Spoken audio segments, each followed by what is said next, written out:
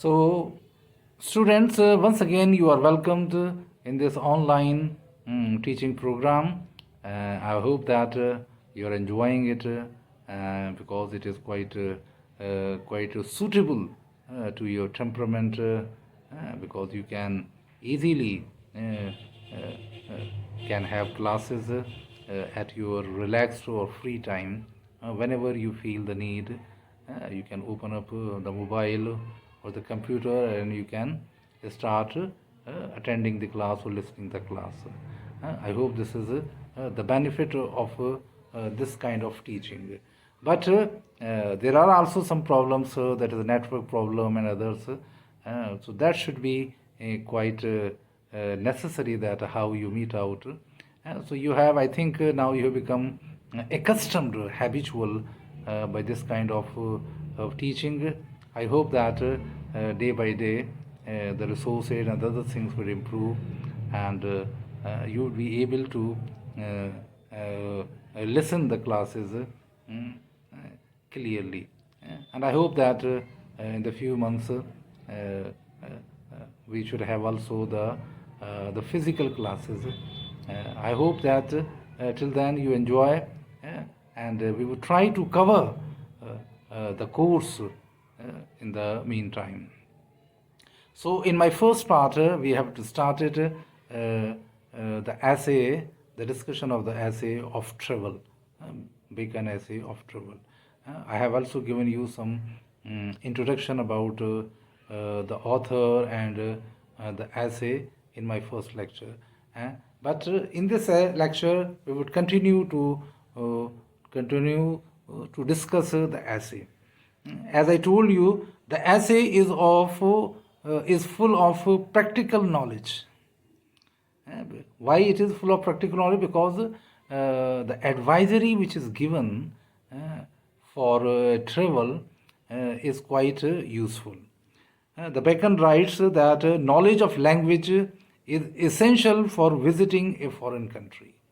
So there is some weight in this argument that when you are visiting a foreign country, it is necessary, it is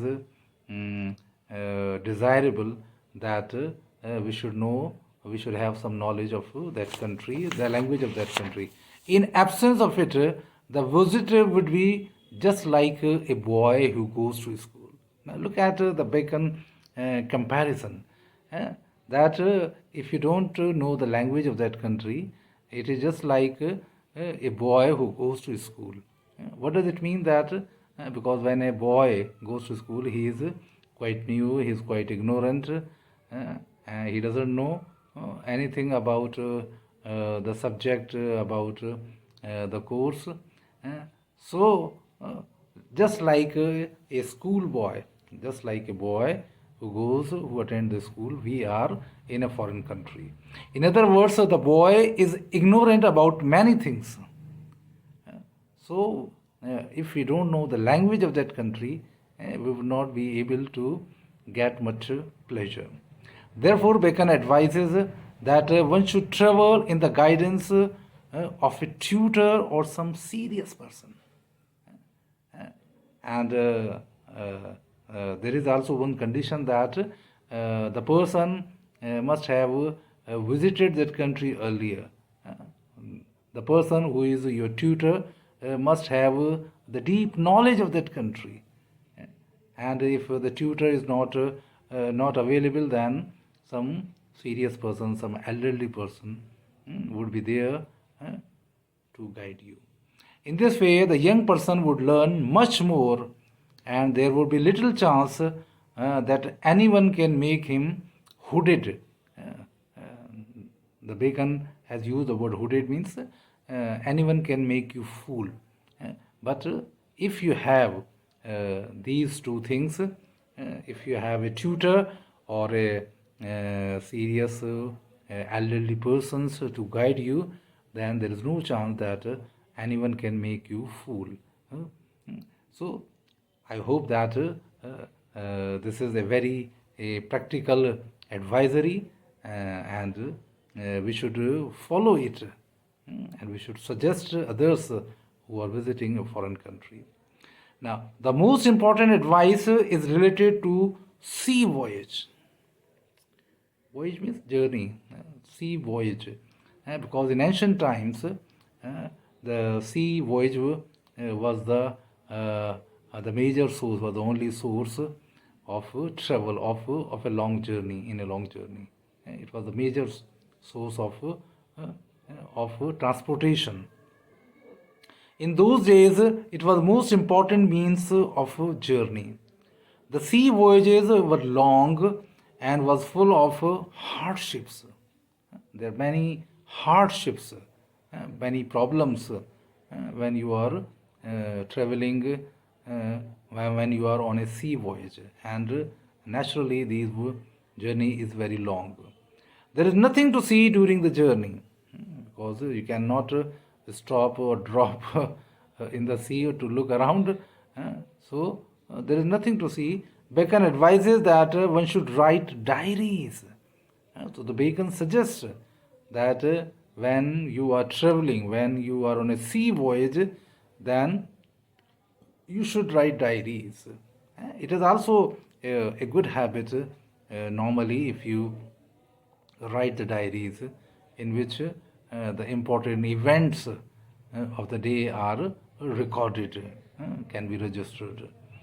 But nowadays, these things are out of fashion because in ancient times, people have ample time, lot of times to do these things. They don't have the mobile and the TV and others gadgets to divert their attention. But now we are so much absorbed in these gadgets that we don't have any time to think about ourselves. Not to think of others, but we don't have time to think about ourselves. Uh, So, so there is a, I think this habit has now been neglected, but it is a good practice if one should write diaries. It can also improve your handwriting. At the same time, it makes you capable to write some things. Because when you write some things, or when you try to write, when you on any subject, it requires a lot of knowledge.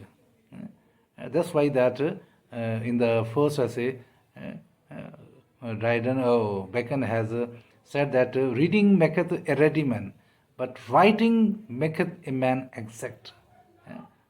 The person who is able to write, he is the perfect writer. He is the perfect man. And so he says there are many things which could be registered, which could be written in the diaries. Either it is of personal relevance or some common subject or some social event. So I think that it is also a good advice if we maintain diaries, although it is now a faded thing.